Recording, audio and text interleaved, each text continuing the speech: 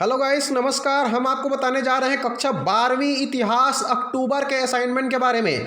आप अपना असाइनमेंट जमा करने से पहले एक बार जरूर जांच लें। हो सकता है आपके द्वारा कुछ गलतियां की जा रही हो, तो हम आपको बता रहे हैं बिल्कुल बारीकी से। प्रश्न पहला, दूसरा, तीसरा, चौथा का उत्तर। प्रश्न पहला का उत्तर इतिहास कक्षा 12वीं अक्टूबर का पहला असाइनमेंट। ध्यान दीजिए आप लोग। प्रश्न पहला, क्या उपनिषदों को दार्शनिक के विचार नियतवादी और भौतिकवादियों से भिन्न थे? अपने जवाब के पक्ष में 3 तर्क दीजिए बोला है, तो उत्तर है हाँ, बिल्कुल भिन्न थे। प्रमुख आधार निम्नानुसार है। नियतवादियों तथा भौतिकवादियों के विचार मनुष्य को जो सुख दुख लाभ हानि एक निर्धारित मात्रा में दिया गया है उसे कभी परिवर्तित नहीं किया जा सकता, ऐसा वे लोग सोचते थे। अधिक ज्ञानी जन सोचते हैं कि वे सद्गुणों और तपस्या के माध्यम से अपने कर्मों से मुक्ति प्राप्त कर लेगा, परंतु यह संभव नहीं है। मनुष्य को अपना सुख दुख भोगना ही पड़ेगा। परंतु भौतिकवादी लोग मानते हैं कि संसार में यज्ञ, कर्मकांड, दान, चढ़ावा जैसी कोई वस्तु नहीं है। दान और कर्मकांड का नियम सब झूठा है। मरने के उपरांत तो कुछ भी शेष नहीं रह पाता है। ज्ञानी हो या मूर्ख, दोनों का ही नाश हो जाता है। मनुष्य जिन 5 तत्वों से बना हुए संसार को उन्हीं 5 तत्वों में विलीन हो जाती है। हम आपको बता दें कि किसी किसी जगह में 4 तत्वों से बताया गया है, लेकिन रियल में 5 तत्व होती है। अगर आप 4 तत्व लिखे होंगे तो ये गलत हो सकता है प्यारे बच्चों, इसलिए आप लोग ध्यान दीजिए। आपको 5 तत्व लिखना है। हमारी चैनल के माध्यम से बिल्कुल सटीक आंसर आपको हम बता रहे हैं, एकदम 100% सही आंसर।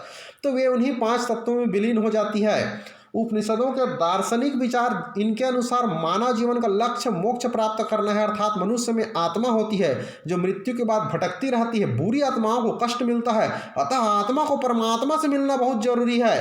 परमात्मा अर्थात परम ब्रह्म भगवान में आत्मा विलीन होकर मोक्ष गति को प्राप्त करेगा और आत्मा को कष्ट नहीं मिलेगा, ऐसा उपनिषदों को मानना था। प्रश्न दूसरा है, कबीर की उलटबासी रचनाओं का क्या तात्पर्य है? प्रश्न में उलटबासी लिखा है लेकिन वास्तव में उलटवासी है। तो जैसा प्रश्न है वैसा हमने अब वर्ड लिखा है, लेकिन उत्तर में आपको उलटवासी लिखना पड़ेगा। अगर आप उलटबासी शब्द बार बार ब वर्ड का प्रयोग करेंगे तो समझ जाइए गलत हो सकता है, तो ये उलटवासी होना चाहिए। कोई 3 उदाहरण के साथ स्पष्ट कीजिए। हम आपको 3 फैक्ट एग्जाम्पल बताने जा रहे हैं इसका। जब तक 3 एग्जाम्पल नहीं लिखोगे आपके प्रश्न का उत्तर सही नहीं होगा प्यारे बच्चों। तो प्रश्न का उत्तर बिल्कुल सही होने के लिए 3 एग्जाम्पल देना जरूरी है। कबीर की रचनाओं में बहुत से बातों को सीधे सीधे न कर घुमा फिरा कर उलट कर कविता के माध्यम से कही हुई बात अथवा व्यंजना को उलटवासी कहते हैं। कबीर ने अनेक उलटवासियों की रचना की है, जिन्हें लेकर संत मानस के ठीक ठाक समझ के अभाव के कारण भारी भ्रम फैला है और विवाद भी हुआ है। 3 उदाहरण हम आपको बता रहे हैं। लोक में गो मांस भक्षण महापाप है, जबकि उलटवासी में गो जिब्हा है, और तालु में उलट कर ब्रह्मार्थ की ओर ले जाना गो मांस भक्षण है। हो गए ना उलटवासी। उदाहरण दूसरा, गंगा, यमुना और सरस्वती से सामान्यतः भारत की 3 प्रमुख नदियों का ज्ञान होता है, जबकि उलटवासियों में गंगा ईड़ा है, यमुना पिंगला है और सरस्वती ईड़ा पिंगला की मध्यवर्तनी सुषुम्ना है। उदाहरण तीसरा, अवधू। देखिए कबीरदास कहते हैं, अवधू ऐसा ज्ञान विचार है, भरय बढ़े सु अधधर डूबे, निराधार भय पारम उघट चले सु नगरी पहुँचे, नगरी पहुँचे बाट चले ते लूटे, एक जेवड़ी सब लपटाने के बांधे के छूटे। कबीर ग्रंथावली से हमने बेस्ट एग्जाम्पल आपके सामने पेश किया है। अर्थात कबीरदास जी कहते हैं कि जो लोग नाव पर चढ़ गए वो तो डूब गए, किंतु जिन्हें ऐसा कोई साधन नहीं मिला वो पार हो गए। तो यहाँ पर उल्टा वाली बात चल रही, इसको उलटवासी कहते हैं। तीसरा प्रश्न, बौद्ध और जैन संप्रदायों के आंदोलन को धार्मिक सुधार आंदोलन क्यों कहा जाता है? उत्तर है, समाज को इस अवधि में 4 वर्ण में बांटा गया था। ब्राह्मण वर्ण को शिक्षा देने का अधिकार सौंपा गया था। ब्राह्मणों को पुरोहित कहते थे। ब्राह्मणों का स्थान समाज में सबसे ऊंचा होने का दावा किया जाता था। उन्हें बहुत से अधिकार मिला हुआ था। ब्राह्मणों को दान मिलता था, कर से मुक्त रहते थे, बहुत सारे उसको विशिष्ट सम्मान छूट वगैरह मिलते थे और दंड की छूट रहती थी। उच्च वर्ण के लोगों को अधिक सुविधा दिया जाता था और नीच वर्ग के लोगों के लिए सजा कठोर होती थी। क्षत्रिय लोगों के द्वारा ब्राह्मणों की समाज में विशिष्ट और उच्च सम्मानजनक स्थानों पर आपत्ति की कि जैन धर्म के संस्थापक महावीर स्वामी और बुद्ध धर्म के संस्थापक महात्मा गौतम बुद्ध दोनों क्षत्रिय थे और ये दोनों ने ब्राह्मणों की मान्यता को स्वीकार नहीं किया, चुनौती दे डाली। समाज को ब्राह्मणों की स्थान प्रथम था। द्वितीय कोटि में क्षत्रिय वर्ग आते थे, तृतीय कोटि में वैश्य और चतुर्थ कोटि में शूद्र थे। वैश्य को ऐसे समाज की आवश्यकता थी जहाँ उनका स्थिति में सुधार हो सके। वैश्यों ने महावीर और गौतम बुद्ध की सेवा किए और उनके मान्यता को स्वीकार किए। बौद्ध धर्म और जैन धर्म दोनों शुद्ध और नियमित जीवन के पक्षधर थे। वे अपने दानदाताओं से उतना ही दान लेते थे जितने से उसकी प्राण की रक्षा हो सके। जब बौद्ध धर्म श्रीलंका गई तो वहाँ पाली ग्रंथ लिखी गई, बाद के समय में संस्कृत में लिखे गए।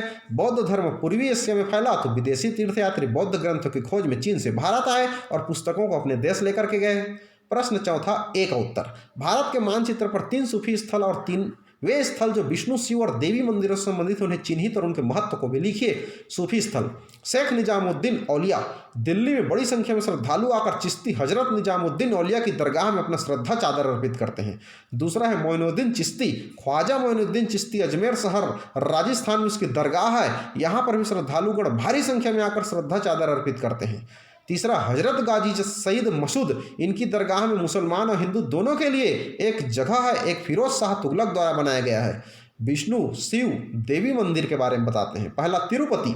यह प्रख्यात मंदिर दक्षिण भारतीय वास्तुकला और शिल्पकल्प का अद्भुत संगम है। भगवान विष्णु को समर्पित यह मंदिर आंध्र प्रदेश के तिरुपति में स्थित है। यह भारत के प्रसिद्ध तीर्थ स्थल है। दूसरा है महाकालेश्वर मंदिर। भारत के प्रसिद्ध ज्योतिर्लिंग है। यह मध्य प्रदेश राज्य के उज्जैन नगर में स्थित है। यह भगवान शिव का प्रमुख मंदिर है। तीसरा, वैष्णो देवी मंदिर। जम्मू कश्मीर के कटरा में स्थित यह देवी का प्रसिद्ध मंदिर है। आप देख पा रहे होंगे नक्शा में, ऊपर में जम्मू कश्मीर है, कटरा देवी मंदिर है, बगल में यहाँ पर राजस्थान अजमेर है, उसके नीचे में मध्य प्रदेश में उज्जैन महाकालेश्वर मंदिर, नीचे आएंगे आंध्र प्रदेश में तिरुपति विष्णु है, और लास्ट में इधर हजरत गाजी सईद है दिल्ली में। इस तरह से हमने इसका बना दिया। अब उसके बाद आप ध्यान दीजिए यहाँ पर प्रश्न चौथा भी, जिमी तथा उल्मा कौन थे? लिखिए। जिमी क्या है? इस शब्द की उत्पत्ति अरबी से जिम्मा शब्द से हुआ है। इसका अर्थ संरक्षित क्षेत्र होता है। मुसलमान क्षेत्र में रहने वाले संरक्षित समुदाय को जिमी कहते हैं। ये लोग मुस्लिम शासकों को उनके द्वारा दिए गए संरक्षण को उपकार में जजिया कर चुकाते थे। उल्मा क्या है? तो उल्मा इस्लाम धर्म के ज्ञाता को उल्मा कहते हैं। इस्लाम धर्म के संरक्षक होने के कारण धर्म संबंधित कानून और अध्यापन संबंधी जिम्मेदारी को ये लोग निभाते थे। इस तरह से हमारे द्वारा इतिहास के असाइनमेंट अक्टूबर का प्रश्न को आपके सामने प्रस्तुत किया गया। आप मिला जुला करके ही लिख करके बढ़िया से अच्छे राइटिंग में लिख करके असाइनमेंट को जमा कीजिए। असाइनमेंट को हल्के में मत लीजिए प्यारे बच्चों, क्योंकि इसी असाइनमेंट के आधार पर आपका बोर्ड परीक्षा का अंक जो है निर्धारित होगा। इसी तरह से अन्य प्रश्नों का कक्षा 12वीं के असाइनमेंट को उत्तर पाने के लिए आप हमारे चैनल को सब्सक्राइब करें, बेल आइकन को दबाएं, ताकि समय समय पर कक्षा 12वीं और कक्षा 10वीं के नवंबर, दिसंबर, जनवरी, फरवरी हर महीने के असाइनमेंट का उत्तर हमारे चैनल के माध्यम से आपको मिलता रहे। Thank you so much.